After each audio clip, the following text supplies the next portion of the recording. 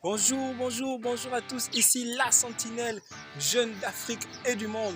Un frère, un ami, un fils, un père et surtout un époux en devenir. Alors aujourd'hui sur le sentier du jour, nous allons nous attaquer tout simplement à la religion et donc nous adresser aux jeunes, la religion au niveau des jeunes. Nous sommes bien conscients du fait que nous avons laissé sur une dernière vidéo, la précédente vidéo concernant la jeunesse et la religion, une question en suspens, notamment celle de savoir comment est-ce que les jeunes devaient vivre leur sexualité avant leur mariage. C'est vrai, nous allons prendre une vidéo pour en parler, mais pas maintenant. Nous laissons d'abord les jeunes du monde nous donner leurs avis sur la question. Alors maintenant, aujourd'hui, sur la question liée à la religion, nous allons nous intéresser au conflit de religion pour les jeunes, au conflit de religion autour des jeunes. Vous savez, je vais faire une petite bibliographie de ma personne. Je suis la Sentinelle, je suis membre d'une communauté qui s'appelle Mastermind, dont le siège se trouve à Maïnga. Mais au sein de notre communauté, nous faisons principalement du développement personnel.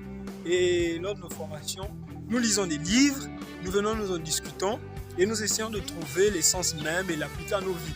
Surtout, nous formons autour de la richesse, autour des questions liées à l'intelligence financière, émotionnelle, cognitive, du développement personnel, la loi d'attraction et tout le reste. Vous allez certainement entendre parler de Napoléon Hill, ainsi de suite. Bref, je présente la communauté parce qu'au sein de la communauté, nous avons un monde laïque. Nous avons des membres qui sont chrétiens, notamment moi, je suis chrétien, vous savez déjà. Nous avons aussi des membres qui sont musulmans. Nous avons des membres dont on ne connaît peut-être pas trop la position. On a d'autres qui ne croient pas. En fait, c'est un milieu où tout le monde vient partager leur expérience. Et au sein de notre communauté, nous avons quelques membres qui sont musulmans.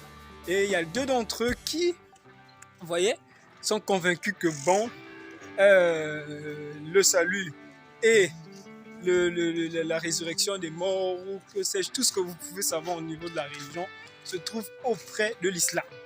C'est pas mauvais. Et donc du coup, pourquoi je vous en parle? Parce que il y a quelques jours là, l'un des membres m'appelle parce qu'il avait sur internet la question liée à Jésus est-il Dieu?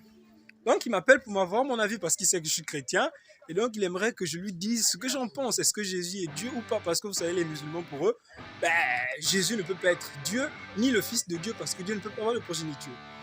Donc il m'appelle, il me pose cette question. Je lui dis tout simplement, Jésus n'est pas Dieu.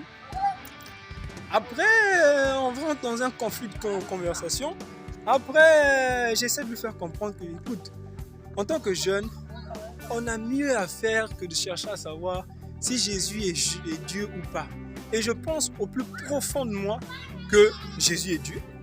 Et je pense aussi qu'il ne l'est pas. Il me dit, comment ça, je ne te comprends pas, tout simplement. Je dis, je veux te dire une vérité que je pense au plus profond de mon être. C'est que la vérité se trouve là où la personne décide de la chercher.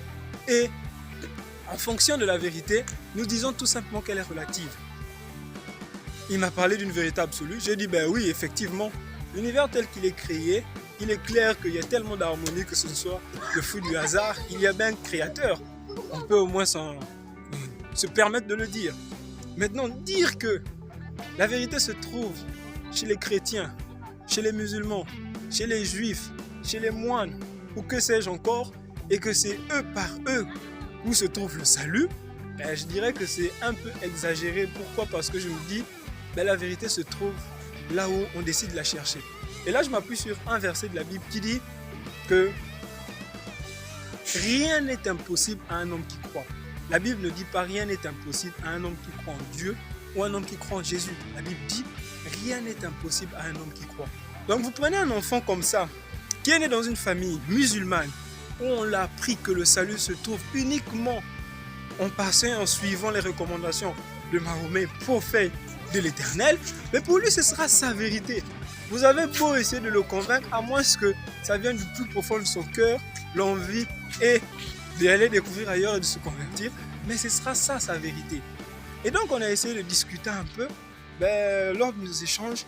Il m'a fait remarquer que non, la vérité se trouve, elle est absolue, et que Allah est maître de l'univers, créateur de toutes choses, et ainsi de suite, ainsi de suite.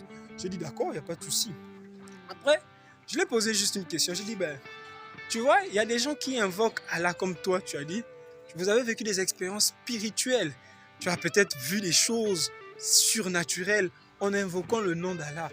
Tu as invoqué le nom d'Allah et là-dedans, tu as vu des manifestations spirituelles, tu as vu des anges, et ainsi de suite, ainsi de suite. Il y a des gens qui ont vécu ça. Et à cause de ces choses qu'ils ont vécues, ben, ils sont convaincus du fait que c'est là que se trouve la vérité. Mais d'un autre côté, il y a des gens qui ont invoqué le nom de Jésus, qui ont invoqué le nom de Jésus comme étant sauveur de l'humanité, ainsi de suite, créateur, et qui ont été visités par des anges, qui ont vécu des expériences spirituelles, surnaturelles, invraisemblables. Ces gens-là, comment va-t-on les qualifier? Qui dit la vérité, qui dit le mensonge? Je pense qu'il est clair qu'il y a quelqu'un qui habite là-haut, qui a créé toute chose. Maintenant, la manière dont vous décidez de l'appeler, tout ne dépend que de vous. Pourquoi dans cette vidéo nous abordons le conflit de religion? Parce que je pense qu'en tant que jeune, on a mieux à faire que de se tutoyer ou de se tirer dessus à chercher à savoir qui est dans la vérité, qui dit la vérité, qui ne dit pas la vérité entre musulmans, chrétiens et juifs. Et là encore, je ne vous parle même pas de la ribambelle et du désordre, du nombre d'églises qui existent en Afrique. Je ne vous parle que des 3 religions principales. Alors, je pense qu'on a mieux à faire. Et les choses qu'on a mieux à faire, c'est, écoutez les gars, Dieu se trouve là où il est pour chacun de nous. Ça, c'est un premier point. Un deuxième point, c'est qu'au lieu de se tirer dessus, on a mieux à faire que d'apprendre de chacun de nous, d'apprendre des expériences de tout un chacun. Regardez, je vais vous partager une expérience simple. Aujourd'hui, en Afrique, il est clair que les Ouest-Africains, les musulmans, les serviteurs d'Allah ont un talent fou en ce qui concerne le commerce. Mais en tant que jeune, pour s'épanouir, si je suis chrétien, j'adore les moments que je passe avec mes frères musulmans de la communauté parce que ça me permet de m'enrichir un peu plus déjà en ce qui concerne le commerce parce qu'ils ont un talent naturel en ce qui concerne ça. Et j'adore les moments que je passe avec mes autres frères de la communauté qui m'emmènent d'autres informations. Chacun de nous a en soi une compétence, une richesse qui peut faire profiter à quelqu'un d'autre. Donc dire que musulman a la vérité, chrétien ne l'a pas, ce serait très égoïste. Parce que qui de nous est capable de garantir justement cette vérité-là? Je pense qu'il est mieux pour nous de vivre ensemble. À cela, je vais vous partager une petite histoire avant de terminer. Je circulais sur les réseaux sociaux et je suis tombé sur une petite vidéo d'un monsieur qui racontait une expérience dans sa salle. Et dans sa salle de classe, il racontait le fait, il a pris ses élèves, notamment ses étudiants, et il leur demande de prendre un papier blanc et de prendre un stylo blanc. Et il leur dit, écrivez sur un papier blanc avec un stylo blanc. Et il leur pose la question, est-ce que vous pourrez lire? Les étudiants disent, non, on ne peut pas. Ils disent, prenez une feuille noire, écrivez avec un stylo noir, est-ce que vous pouvez lire? Et là encore, il dit, ça se peut pas, on ne peut pas lire.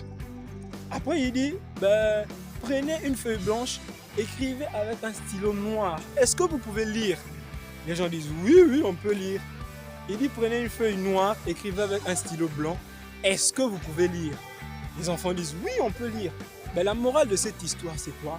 C'est que blanc ou noir, on a tous besoin de l'un ou de l'autre pour créer le monde dans lequel nous sommes.